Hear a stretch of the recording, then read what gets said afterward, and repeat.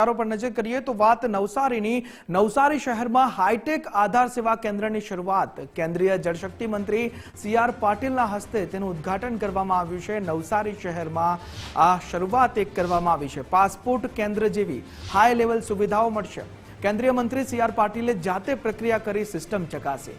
નામ, સરનામું, mobile number પણ બદલાશે। સરળતાથી હવે નાગરિકોને ધક્કા ખાવામાંથી મોટી મુક્તિ મળી જશે, એટલે કે નાગરિકોની સેવામાં વધારો કરવામાં આવ્યો છે। કેન્દ્રીય મંત્રી સી.આર. પાટીલે જાતે પોતાનું નામ, સરનામું, મોબાઈલ નંબર જે પ્રક્રિયા છે તે કરીને સિસ્ટમ ચકાસી છે। હવે નાગરિકોને જે ધક્કા ખાવા પડતા હતા તેમાંથી મોટા પ્રમાણમાં અહીં મુક્તિ મળી જશે। इस सेंटर का मेन मैंने वैसे ऑलरेडी बताया, जैसे यहाँ पे सब कुछ हो सकता है।